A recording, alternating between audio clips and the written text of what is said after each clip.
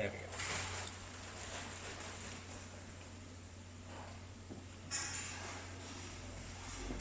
May I actually put past you, Okay? if you don't mind? That's perfectly fine.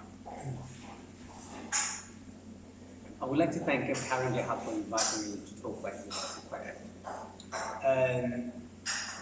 The reason I decided to kind of become a highly specialist in universal credit, it's partly because in my work as a debt specialist, I've been coming across a number of individuals who are struggling due to their inability to get the right amount they needed, or just administration set up is failing them. So really I thought, what can I do to really kind of help individuals whilst they're claiming it, but also when things go wrong. So really the focus today is really first to kind of tell you briefly how universal credit came about. So then you can then get an understanding of why the way things are now.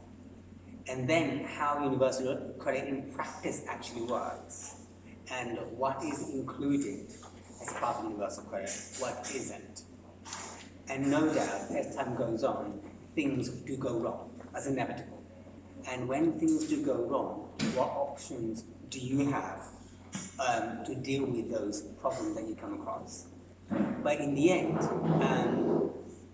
the subject is really to make things as simple for you, so you don't have to kind of like think about how jargon things are.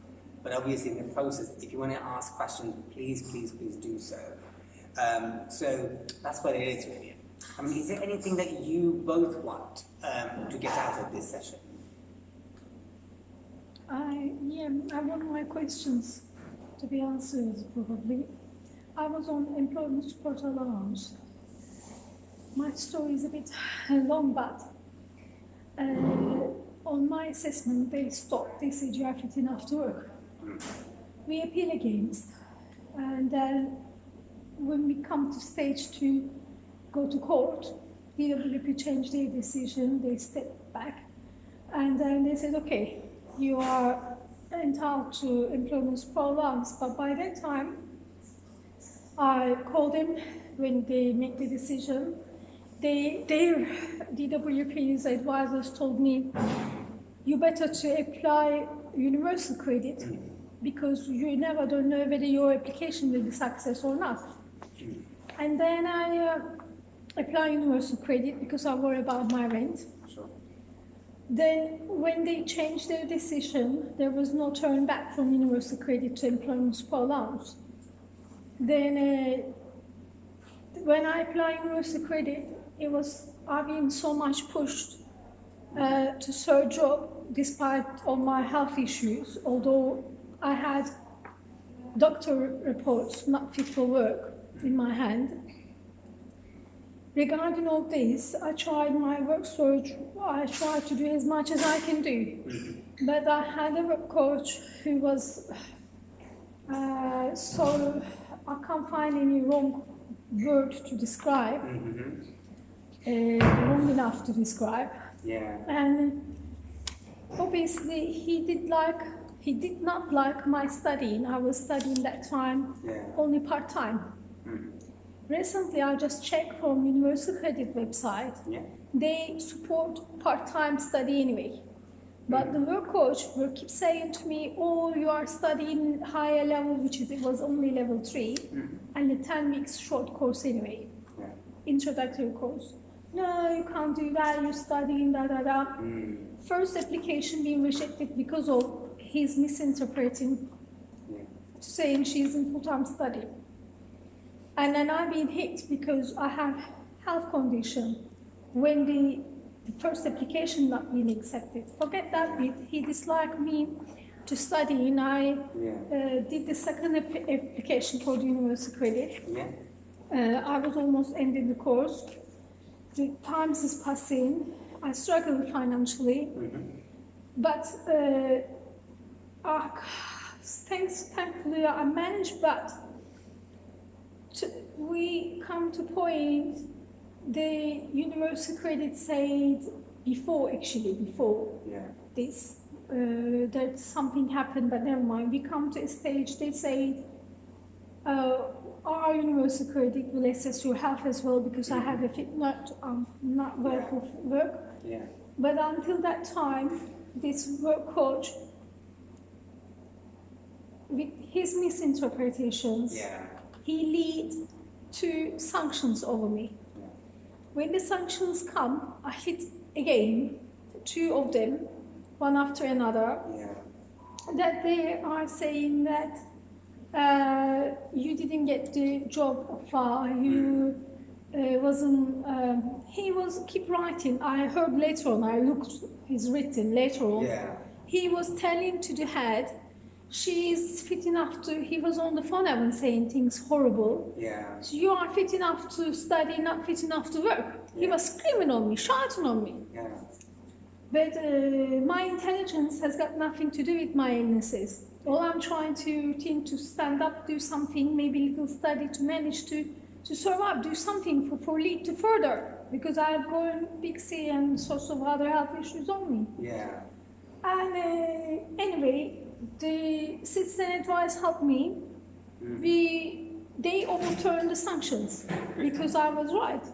Though it come up that I have to carry on to see the same work coach, that I can't stand on seeing that person. I complained again, and DW sent me a letter that I gotta call them. If I'm unhappy, I have to write somewhere else, which is ain't easy. They say, is this man, such instance, you, cradle to creed, I have to see you all the time. But if I'm unhappy with my consultant, my doctor, if a doctor can give wrong treatment, things can happen. I should be changed because he defend the sanctions that he lead on me. The head office changed the sanctions. When the sanctions come, I cried, tears in my eyes. I go to food bank. I said, how this could be? And then even when I look your papers, it says, if you are hard to get the things, you can go to food bank. They are making us do this because there was not reliable reason make me to be sanctioned, but even I don't know what the money they did with because first application to university credit rejected, the second one accepted. After that they gave me two sanctions. They overturned, but between the first application and second application, there is money for the rent. I don't know what happened that money is. You know what? I mean, the citizen advice wrote on the letter, but they are still. It's just they making us to suffer. I'm in a stage. My mind, although because of the physical health conditions, my mental health it plays up after all these sanctions. I just thought I'm homeless even, you know. But still, I can't trust with these people. If I've been searched for a job and too much things, I couldn't handle it. I tried my best, but I couldn't manage to do it. And the job work coach will say, no, you are fit enough to study. But study for me is easier than the pressure of job search. But despite the fact that I have enough English to express myself, then I'm thinking how the others will gonna do. Absolutely. And my issue, I have 2 questions now. Number 1, because when I was in ESA, they were supporting my education level 2, up to level 2. Now, they don't.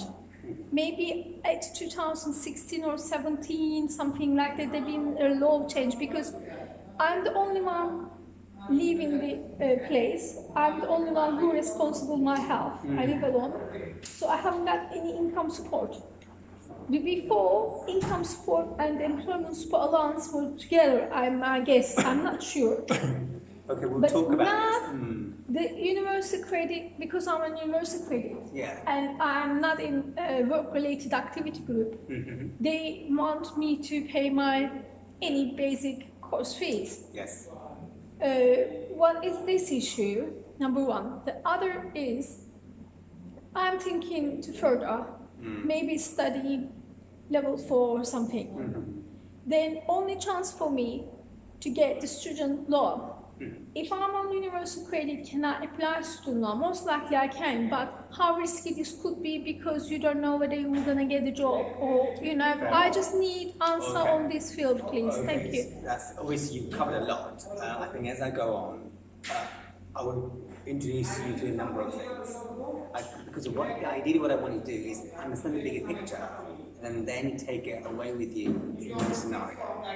Because, yeah, so otherwise you won't understand what's going on in the wider context of things. Then how about yourself? Thank you, by the way. Thank you for sharing. How about yourself? What drove you to come here?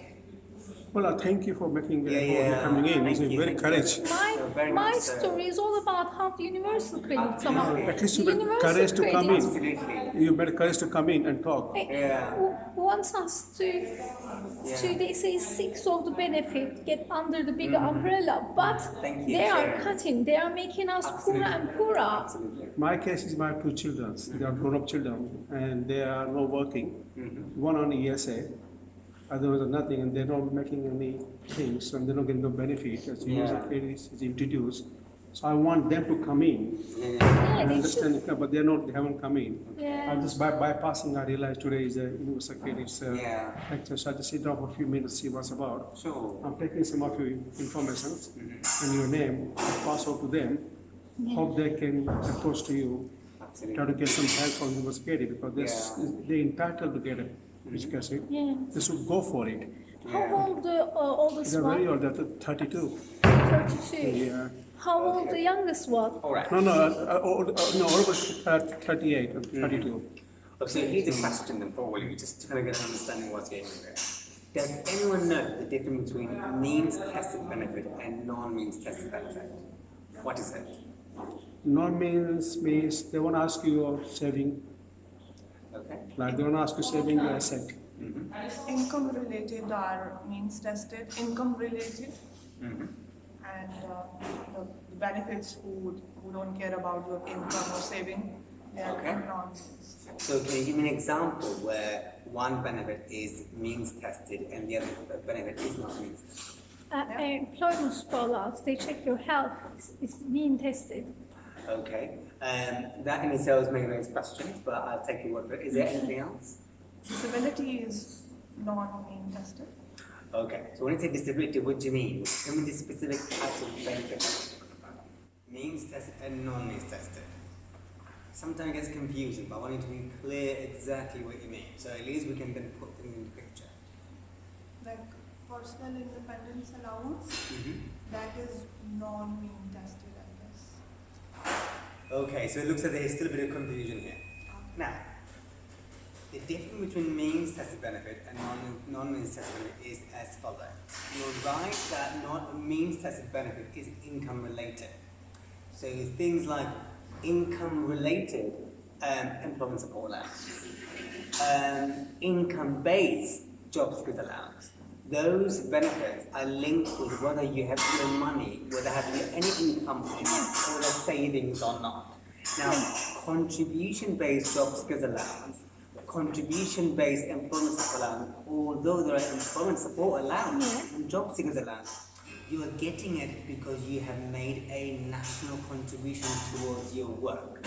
So when you work, for whatever number of years, so I know you told me before you work, now you're a pensioner, you're getting your work pension. So when you work and you pay your tax, along with that, you also pay your national insurance, don't you? They take about 11% of your national.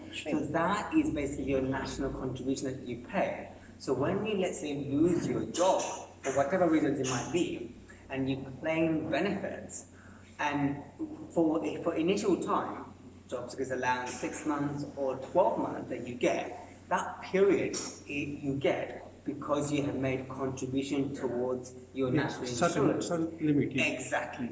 So that is not really means tested. That is non-means tested. So in terms of what you get. There's another segment of non-means tested benefit that you have pointed out, and that is disability living allowance. That has nothing to do with how much you earn. In fact, a millionaire, if he feels like applying for it, he can apply so long he fits certain criteria, i.e. he needs support with his care and stuff like that. And then he can get it regardless of what income he has, but it's solely boiled down to his ability to do certain things, basically. So that's why first thing we need to nail it in our head is what is means tested benefit and non-means benefit. And universal credit is means tested benefit. So in other words, I know you pointed out earlier 6 benefits. Do you know what they are? Which benefits does it cover and which benefit doesn't cover under universal credit? Because I know you know, obviously you've got the experience. Job seeker allowance, employment support allowance, Yeah. Universal tax credit. European tax credit, Tax credit. tax credit itself, Okay. and income support, any income support, Okay. and missing. I'm not sure if it's Go on. missing. Yes, it includes 6 income-related benefits. 6 means-tested benefits. That's what. So yeah. Hold on, may I interrupt you? Go ahead. Because you said universal credit is mean tested. It means-tested benefits. Income-related Income-related benefits. So if it's about contribution-based job seekers allowance, forget it. But Because- employment support allowance, the one I was before, it wasn't mean tested because of my health. No. Was it still mean tested? Yes. An income-related employment support allowance is means-tested. Yes. Contribution-based employment support allowance is not means-tested. That's what I who have to explain me in the Exactly. tile, sorry. To get it quite, Yeah. make it quite clear. When you're making a claim, are you making a claim based on your income, or are you making a claim based on other factors? If it's about, let's say, you need support for your care, then obviously you can think about personal independence payment. If it's about this old one, we'll talk about disability living allowance. But those are non-means tested benefit. Now, currently, rules have changed when it comes to contribution-related employment support allowance, contribution-based jobs. Sorry to interrupt, That's but okay, this go is ahead. under universal credit. Yes. There is a employment support allowance, like Yes. the previous one, but that one new style ESA. Well done. I The don't know news what is the difference, but you have is to tell me. exactly the same, but based on contribution. Which not income. Not Contribution. income, is contribution. So so you understand it. If you, for example, lost your job and you work for a certain period of time, you are applying for new style employment support allowance, new style job seekers allowance. Yeah. They are not means tested. So are we clear about the basics? Okay, Yeah. I have to go on. As you say that universal credit can be applied if disabilities. Universal credit clearly covers a number of benefits. With, Employment support allowance is included where you can't work, but you still need support and care, or if you're part of the work-related activity group is under old style employment support allowance, you can still apply for universal credit. is mental health is come under the disability. If it's mental health, and for that you think you can't look for work and you want the Department of Work and Pension to leave you alone, and you want to apply for income-related benefit, i.e. means-tested benefit, you will currently, not all, currently, if you make a fresh claim now, you will be applying for universal credit due to your inability to work. Okay. So in other words, it covers 6 benefits that we talked about. If you're looking for work, it covers that. If you're unable to work, it covers that. If you need support with your housing and your rent, it covers that. Even if you're working, it covers that. And if you have children, before you used to get child tax credit and working tax credit, it covers those things, okay? But it's all income related. So just to be clear, all right? Good? Got all figured. So there we are. So the question is, who can actually claim? Yes, if you're a parent, you can claim. If you're ill or disabled, you can claim. If you're unemployed, you can claim. If you're even working, as you were before, where you're getting working tax credit and your income is low, you can still claim because you need support, perhaps with your rent. Yeah. So you need to think about what it is. So really, although we talked about in a sense of old style and no style, and old style and new style benefit. So as we know, when it comes to new style benefit, and you are looking for support, yes, you apply for contribution based job seekers allowance and contribution based employment allowance. Now, if you only want those benefits, you don't need to be on universal credit. You just give them a call and say, I've made contribution through my national insurance. Can you please give me new style types of benefit? Job seekers, 6 months, employment support allowance for 12 months. But the real issue is, if that is not sufficient enough for you, it might not be, but not one size fits all for everyone, then what do you do? This is when you might have to apply for universal credit to top things up. Do you see? So for example, let's say you lost your job, you're either applying for a new style job seekers allowance or employment support allowance, but you've got others who are living there who are already working in the same household. You don't need to apply for universal credit. The only thing you need to do, apply for new style JSA or ESA, where it's giving the money to you, not to the household. Yeah. So that's one group who should not be applying for universal credit. So I have one question. Yeah. So if the person has someone disabled, I have someone I care for. Yeah. So do I apply for the care allowance as a separately, or will it come through universal credit? It would, and now as it stands, as you know the criteria for carers allowance, you can only get it once the other person is getting paid. Yeah, of course. So it's one of those benefits that you can only get it if someone else reaches the threshold for PIP. And once that's done, then you can then make a claim for carers allowance.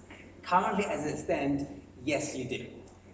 It's partly because it's all about topping it up. It has a carers component under universal credit, but if it's just only carers allowance, that's it. But don't forget, you also need other benefits, don't you, usually? That you may call income support. And currently, if you're making a fresh claim, you can't claim income support. So you have to claim carers allowance. But also there are other criteria if you're thinking about being a carer and financial support. That you need to think about going more into detail. But as it stands now, if it's only carers allowance that you're getting, it's fine. But if there are other benefits you need, then you're going to have to apply for universal credit. Go ahead. So the carers allowance is separate than universal credit. Mm-hmm. But there is a care thing in absolutely. There is a carers component. Absolutely. If someone is getting that, can they still apply for the carers allowance? You can do. In fact, that's the thing. Carers allowance is if you apply for universal credit, carers allowance will be incorporated as part of universal credit. It will include it. The one difference with universal credit and carers is that there is no benefit cap. With other benefits, obviously there's a benefit cap. If you're a carer applying for it, you don't have to worry about benefit cap, but there are other components that you need to think about. Number of hours you can work and you cannot work so long you're caring for 35 hours. But I suspect you'll also need support with your housing, your rent, isn't it? So then you have to apply for universal credit because you're making a fresh claim. Your council might say we don't accommodate you or we don't make a new claim. You're going to have to apply for universal credit to top it up. This is when it will be incorporated. Yeah? When you are in universal credit, yes. Can you also make the PIP claim and how this works? Very good point. Now, universal credit, if you remember, I started with, and I also asked you, what is the difference between means tested benefit and non-means tested benefit? I think you know it. Means tested benefit is all about income. Yeah, whether you have income or not, the savings or not. Disability benefit like DLA that you mentioned and PIP, they are outside of it because they are non-means tested benefit. Always go back. If you're really unsure about certain things, is it means tested or is it non-means tested? Disability living allowance and personal independence payment are non-means tested benefit, okay? Universal credit is means tested. Disability living allowance is universal credit is means tested. Disability living allowance is non-means tested. It's all about your care you need, about the support you need, not about whether you need income or because you have a lack of income. It's all about providing you support because you need support. Yeah? So that's what it is. Yeah? So I just want to nail what is means tested and what is not. Universal credit is means tested benefit, and DLA that you mentioned is non-means tested benefit. It's primarily designed for you to get your care needs sorted. Okay. So, is in the booklet it says new style benefits JSA and NSA. Yes. It's written non-means tested. Yes. And underneath says non-means tested DLA and PIP. Yes. But these are for mobility and health issues. Absolutely, yeah. So it's nothing to do with the job, obviously. It's got nothing to do with income-related benefits. Universal credit is only means tested, in other words, income-related benefits. Okay, and so DLA is more about care. Contribution-based job seekers allowance, contribution-based employment support is all about you having a contribution towards national insurance, and therefore now you just suddenly lost your job. Because of your contribution, it's an insurance basically. Insurance that you pay, that when you lose your job, state will support you whilst you recover. That's what national insurance is all about, really. So when you're working, you're actually contributing to the state funds that in case something goes wrong, you get the state to help you for a specific period of time, and that's what happened. Now there are certain people who can't get universal credit. And let's say, for example, have you had a severe disability premium? This is where basically, if you're living by yourself, for example, you don't have a carer, you may get severe disability premium. Now, if you're getting severe disability premium and there's been a change of circumstance, you can't go on universal credit because universal credit does not recognize severe disability premium. If they say that you should be claiming universal credit, you challenge them. You should appeal against the decision because you would be losing out after your severe disability premium. Otherwise, you see, so to protect your disability premium, you say, I don't want to go on universal credit because universal credit does not recognize severe disability premium, so therefore I should not be and put me back on my own universal benefit. The universal credit does not recognize severe disability premium. Exactly. But this same universal credit, can they recognize the personal independence allowance? No. Personal independence allowance is non-means tested benefit.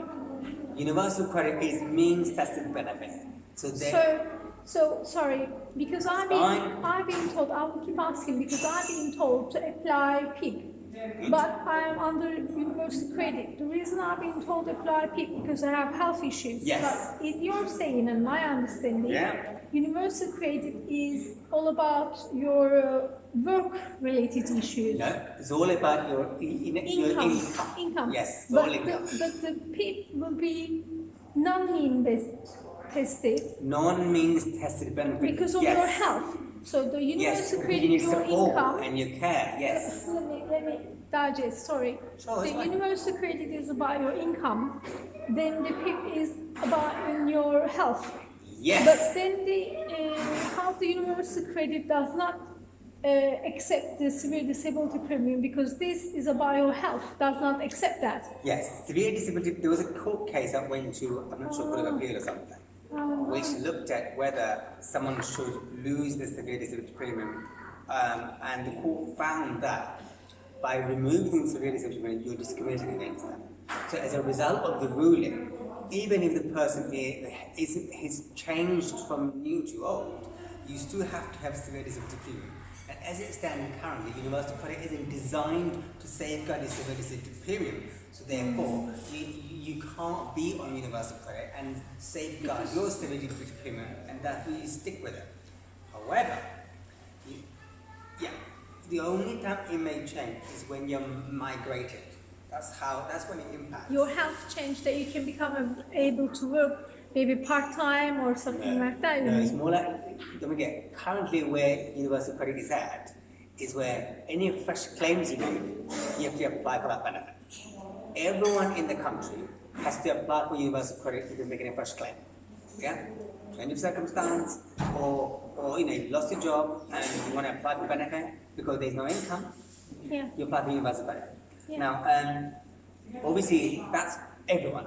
Let's say, I have no money, I have to pay my rent, I'm looking for a job, what do? Okay, apply for new claims, universal credit. No, go ahead. With my case, Yeah.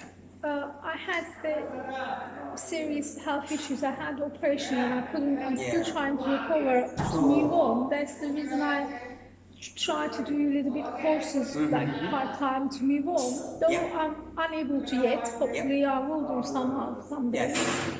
But because I'm on universal credit now, is it good to still apply PIP? Oh yeah.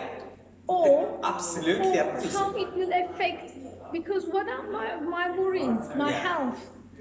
Because I have seen they make me the sanction, although they overturn. Yeah. Because of my health, because on universal credit they want your commitments to accept. Though my work coach was the worst case scenario. Yeah. I can only do things with my health, and I cannot be so much pushed because of my health. Yeah. And then I just worry because I have seen the worst case scenario. Now the universal credit assess my health. They said, okay, you don't need to search up now until they will reassess me again. And then I worry what will happen after, because I don't know about my health, but how it will be. Yes. Or I have a little bit, okay, I have a bit education, but not like a engineer or plumber, is like a profession teacher or anything. Yeah. And though I want to do like a dental nursing, start from dental reception, because I get somehow in the meantime some medical administration course, but manage something for further, though the work coach very unhappy me to study. I did in the past while I was in ESA. But what I can do, is it good if I apply PIP? And what do you think my action should be if they assess, after they assess, what could I do? Like, depending on my circumstances, what scenarios can occur, what action I should take? I mean, when you apply for PIP, clearly, first thing you need to do is make a claim. Yeah, I did. And that claim is very different from universal, but that's separate. Yeah. I know Amber Rudd is the Minister for Department of Work and Management, Secretary of Work and Management. She's thinking of changing the policy and putting it as part of universal credit. Whatever she wants to do in the future, that's something else. But as it stands now, it's separate. PIP is still non-means tested.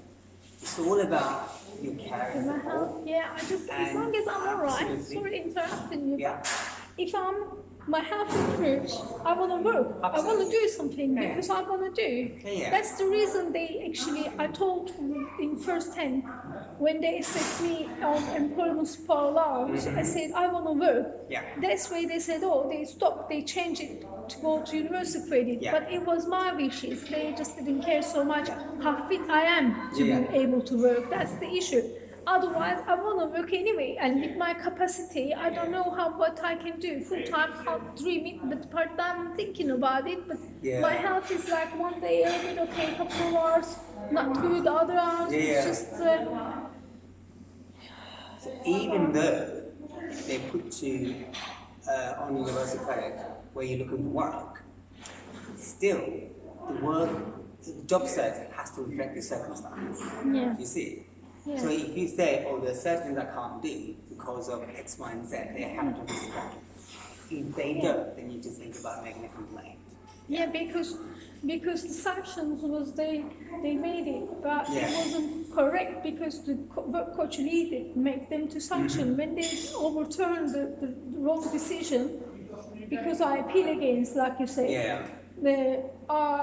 he was saying she is fit enough to study, but not fit Yeah. enough work. It's not the same. Yeah. Even in the classroom, I stand sometimes, I can't sit, I get pins and needles, not only Yeah. my legs, my hands even. Today I had it. I have serious lots of issues going on, but Yeah. because I can do something, that's the reason I'm just part-time with a couple of hours, such now I'm doing 2.5 hours a week a course. I Yeah. just to connect to the life, to be honest with you, Absolutely. because when you don't work, it's mentally drain you, you feel useless anyway. Yeah. Before the big operation, the big C operation, I had the bullying, and then I kind of resigned the job, and I Yeah. lost the job, and I had the operation, and I'm still kind of, I don't know where I am yet, you Yeah. see, and then if they pressurize me, and that affects my mental health because I have physical issues. Of course. You see, and then the work coach were telling me, well, you go to courses, colleges, you should be able to travel 1.5 hours, 90 minutes. I said, look, I can't. Finally, after 2 sanctions, he reduced my traveling hours. I said, look, the college I go, 10 minutes walking away. Otherwise, maybe I can go long distance Yeah. once a week, maybe twice a week, but even that gives me so much tiredness. Yeah, yeah. I have chronic fatigue, lots of issues. Sure. But then if I can go to work, Mm-hmm. and then even if I'm changing 2 buses, Yeah. long distance for instance, I have to give loo break. Sometimes Yeah. they give me medication for it. I have to go quickly. And then he was saying on one meeting, he was so abusive.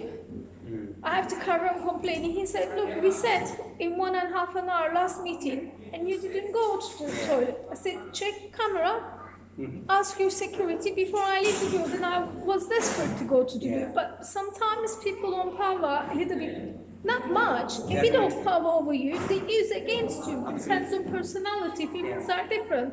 Yeah. Then I felt so much humiliated, but then Yeah. what it is that I should be seeing the same person, though he defend the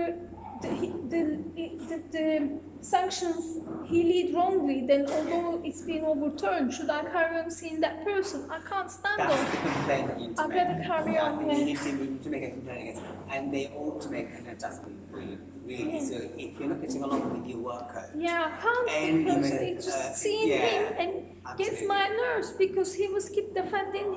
After the sanctions comes, I couldn't say anything. Yeah. I did not say anything. He was saying you should be sanctioned earlier than this. and the other thing Can you imagine that? Absolutely. Absolutely.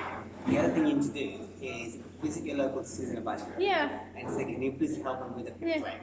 I yeah, think that would, Yeah. would be a beneficial to us. And the other thing is, even with the universal credit, if you put there to look for work, see if you can change it in such a way where they put you under work-related activity or support. yeah.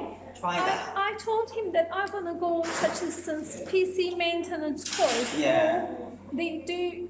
He showed me the leaflet, but then he just didn't do anything. Like Yeah. if you are unemployed for long term, they give you support, some kind of. Yeah. I don't know what was it, but because I'm in long-term ill, Yeah. he wasn't sure. But then I said I'm gonna go PC maintenance course. He is unhappy, but then I said, look, if I can get this, then end of course they give you a laptop, which is I never bought anything like that. Yeah.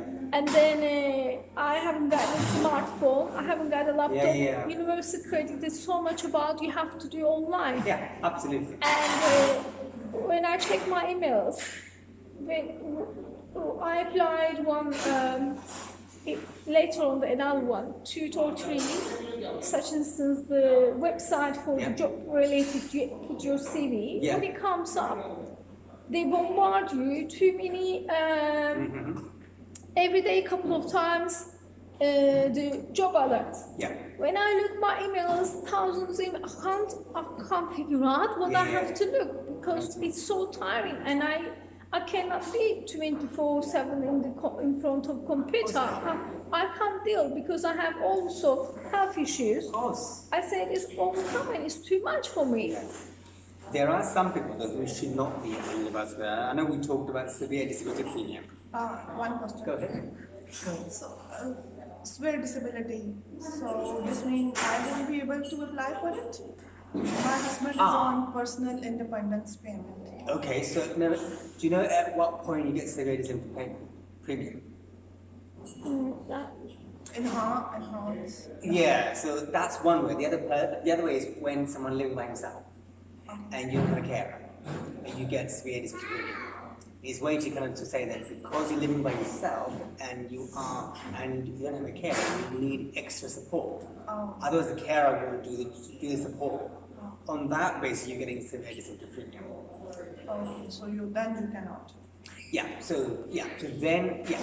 then you shouldn't. You shouldn't because a case that went to Court of Appeal, and the judgment of the Court of Appeal was that if you were in receipt of severe disability premium, and then your severe disability premium stopped, that would be discriminatory. So therefore, you should be carrying on receiving your severe disability premium, regardless of your situation. So if they said, oh right, you have to go to universal credit, I said, hang on a sec.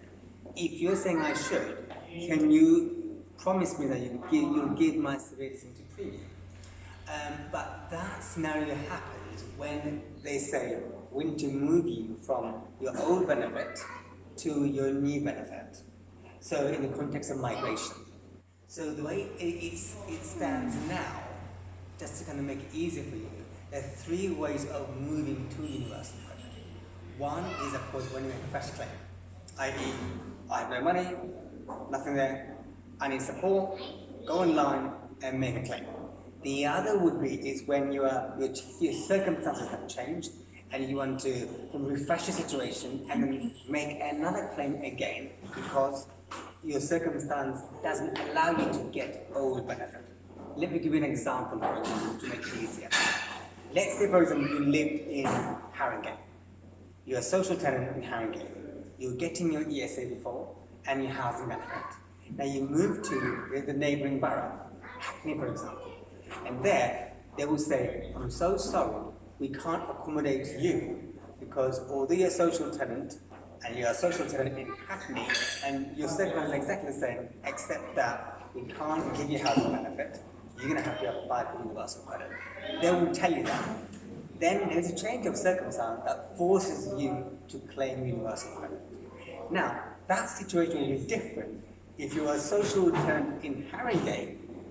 You're getting your ESA or JSA and move to another Haringey property, then you don't apply for universal credit. You just tell the council, my circumstance has changed in a sense from one flat to another flat, but still the same flat within the borough, so therefore you don't claim universal credit then at all. So in other words, there are ways that you should not pay. However, you claim when you make universal credit is one, so change of circumstance might force you to apply for universal credit. Now we're at a third stage now, whereby Department of Work and Pension will notify you to say it's time for you to be moving to a new benefit. And that process is called managed migration. Initially, the government was meant to introduce to everyone from July 2019. Now, it decides to postpone it, except that only try it with 10,000 people and test how it goes. And following on from that, we will try to implement it by 2023. So we have to wait and see. But it's slowing down anyway. But the question then is, how do you know you have to change? You have to apply universal credit. You will then be receiving a managed migration notice saying that from now on, you will be no longer receiving your existing benefit. The existing benefit will stop from now on. They'll give you a date. You go and make a new claim. So basically, you will receive nothing They'll say it's time to stop. Sorry to interrupt you, Go ahead. but that has happened on me. Though it was my willing that I want to work, they said, okay, you are fit enough to work. It's not really been so much care about them. Then I thought, I want to work. I want to push myself, well which done, is, of course. Though the case is otherwise, it's not your will, it's your body and your health. Yeah. It comes up the category of your natural migration because they stop. Yes. I didn't know all these things is happening. I was only thinking about my case, my health. I will to work, but my health didn't allow. But on the other hand, with the DWP, they said, okay, this is our assessment of ESA. We stop you now. Go make a new claim. So this is how they made it. But when I was making universal credit, I was still holding because I just shocked. When I burned my hand or too many things happening, doctor, I don't ask doctors. They will give me sick note because I have sick note and I'm applying for universal credit to search job and accept commitments to search a job. It's crazy. Yeah. In your case, there has been. I've been forced. Yeah. You've been forced, also been misadvised. Yeah. Because even if you're, let's say, for example, they stop the ESA, you have the right of appeal. Yeah, I did, but then when sorry to interrupt you, but when I called them, the ESA, I said it's being stopped or what to do, they said it's better they advised, they said you better to apply to credit because you don't know how the appeal will be. Yeah. And then I applied because I also worried on my rent. Absolutely. Now they changed their decision, but I cannot turn back to ESA. I know, you absolutely can't. That's the thing. Once you apply for university, there's no point, there's no way you can go back. It's crazy. It's true. But if you find someone else in the situation, this is what you should do. These are the options. If they stop the ESA, you have the option either to claim universal credit or appeal against the decision. I did both actually at the same time. And you should still carry on getting housing benefit because if local authorities are still processing housing benefit based on zero income. But then once you overcome mandatory reconsideration process, and it goes to first year tribunal, from then on you should be getting your ESA back, but at a minimum rate, 73.10. Sorry to interrupt. That's okay. But meantime, only citizen advice told me to go tell your council, ESA stop you apply university credit, make sure your rent won't gonna stop while the time passing. But I learned it's been stopped because they sent me a letter that I didn't realize what was because I'm going to hospitals and doctors and I just didn't realize. Then it gave me so much bad impact on me when they stopped my rent, they sanctioned me after. It drive me.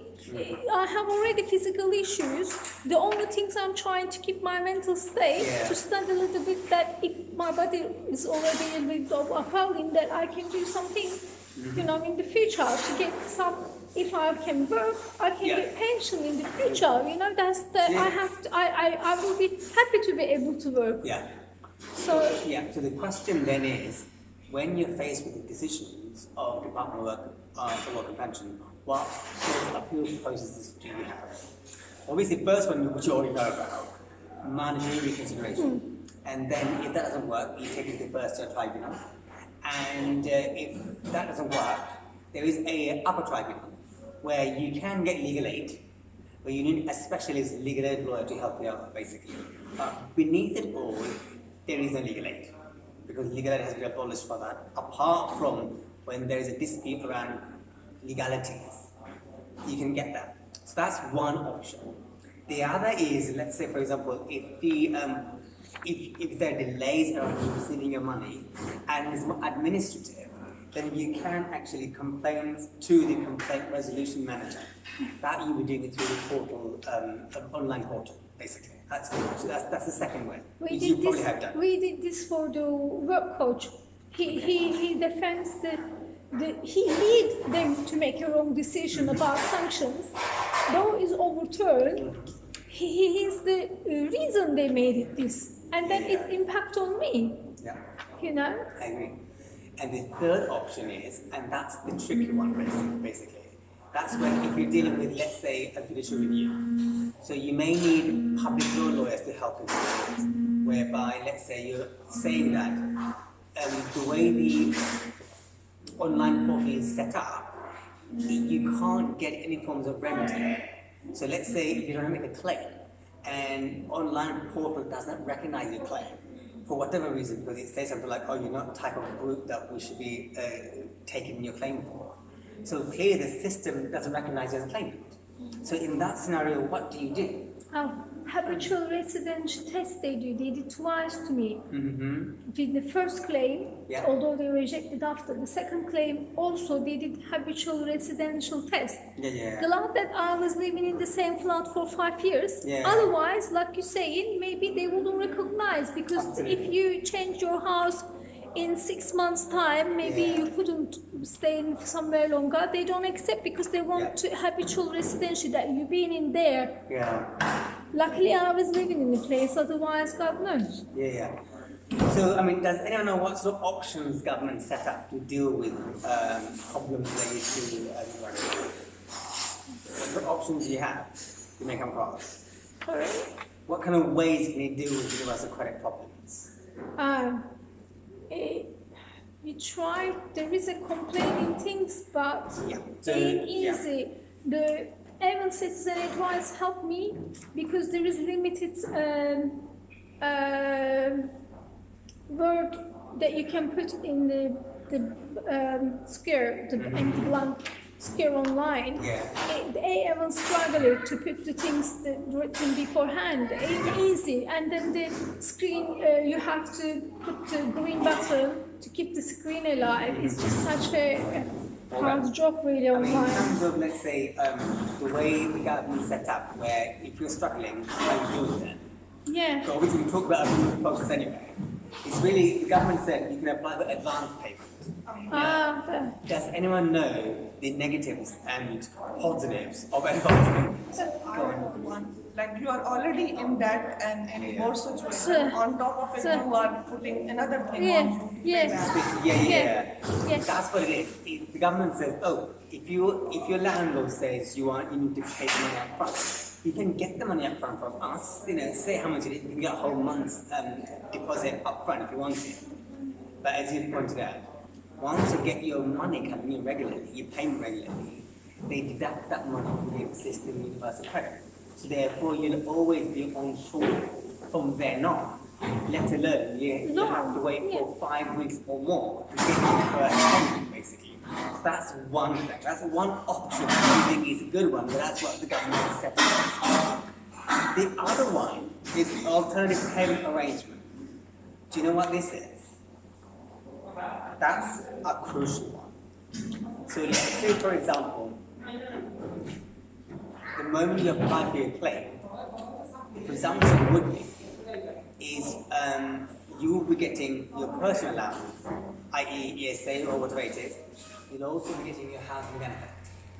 Now, for some people, it's quite difficult to manage all those things. So if you think you're one of those who just can't cope with money, you and or your landlord can request their rent money to go straight to your landlord rather than it coming to you. Sometimes you have to think about, do I pay for my food or do I pay for my rent? If you find in that situation, the best thing to do is avoid complications and get your landlord to take the housing bit so you don't have to worry about it. Now, I know you will usually get the rent paid on a monthly basis. Alternative payment arrangement will allow your landlord to get it either weekly or fortnightly. You just have to say. Recently, I dealt with a case where I changed it from a month to weekly. You can do that, but you need to make that request. If you're having health problems, you can do that. If you can't read or write, that could be the case in many other communities over here. You need to think about those things. Ease the pressure, and that is a good one in order to kind of like protect yourself from avoiding kind of getting into rent arrears or reducing rent arrears.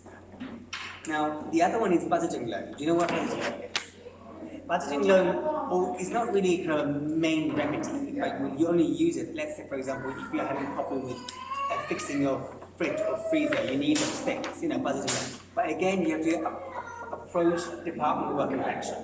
and the Department of Work and Pension will take money then out of the existing benefit to recover budgeting loan. So in other words, there is no grant. Let's go ahead. Is it like my first question? Like I said, I'm thinking to get some student loan. It's like getting like a loan, but then you don't know how they will cut. So how will? No, because student loan. Am I right? Different. Do you mean that student loan from the student loans company? Sorry. When you say student loan, do you mean student loan from the student loans company or a bank or who? From the government. Student loans company. That's completely separate. That's different. Oh, Yeah, okay. although the amount you get does depend upon how much depending on the circumstance, but that is completely separate. But that might impact your housing benefit. That might impact your other benefit because it is means tested.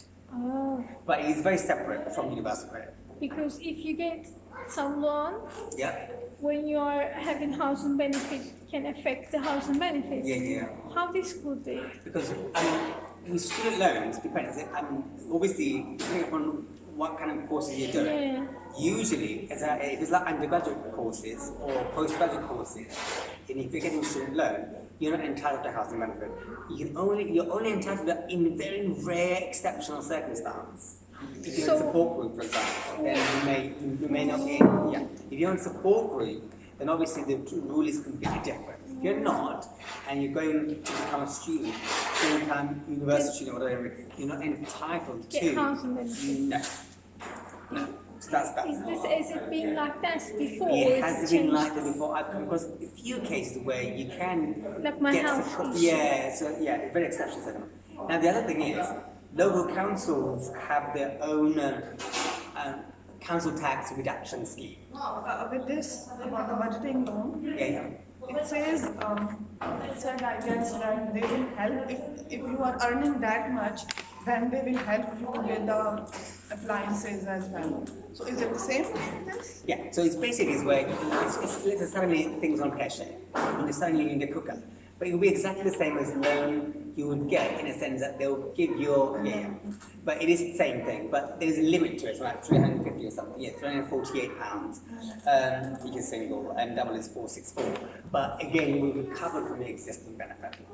It's just that it's not the same thing as advance payment, but it is paid in advance for the sake of a specific purpose, that are you fixing your cooker or get another cooker. But you will be recovered from the benefit by the Department of Work and Pension. Now, in Haringey, do you know whether if you are on job seekers allowance or universal credit, whether you have to pay towards council tax? In this borough, do you pay towards council tax? Yeah, I live in Enfield and yeah, I do pay. Right. I used to pay. When they changed these things, they want me to pay. I pay a little bit because they said you are not able to search job now. They stopped for a while. I'm not sure, but when they asked me, I tried to pay. But I also live in Enfield. It's quite high. Yeah. So don't get. There was a time when if you were getting job seekers allowance, employment support allowance, you don't pay council tax. Oh yeah, with me, because I was ill, they said you don't need to pay back. So now things have changed. When universal credit, they need to pay it. Exactly. Until they said you are not fit enough to search, stop for now until reassessment. Yeah, so different councils have different policy around council tax. Okay? Not all councils are the same. So, but they can give you 100% discount if you are having financial hardship. But you need to request it. So different boroughs have different policy around, based on your income, what you should be paying and what not. But they have put aside a pot of money where if you're already struggling and you want a further discount on your council tax, under Section 31A Local Government Finance Act 1992, you can request for further reduction and further discount. Yeah, so that here it is. Will it be same? We have to pay back? No, Yeah, you don't pay back. Okay. That's basically is just discount you'll be getting. So that's what keeping worth bearing in mind, basically. And the other one below, discretionary housing payment, that is a big one. in a sense that central government gives money to local government. And it initially started, let's say, for example, if you're in rent arrears, give you benefit cap, bedroom tax. And this is here to help you if you're struggling financially. So what local governments are doing, they're widening the scope to make sure anyone who's having difficulties due to universal credit, bedroom tax, benefit cap, they can apply for discretionary housing payment to recover, to pay off their arrears, really. So that's a good one to think about. And if it gets worse, you have to say, look, it's time for you to go and go to your local food bank. I mean, and it is becoming a regular thing that I'm actually kind of sending a lot of people to food bank. I mean, for example, recently, I've seen a lady who's been 9 months pregnant, 9 months, 5 days pregnant. She hadn't had universal credit for 5 months, all because the DLWP will not recognise her payslips, although her employer sacked her for pregnancy-related issues. Now she hasn't got any benefits, 9 months pregnant, and what else can I do? Apart from supporting other things, the other thing I can only say, go and get food from the food bank. So really, that's kind of it on a nutshell. Apart from that, do you have any more questions for me?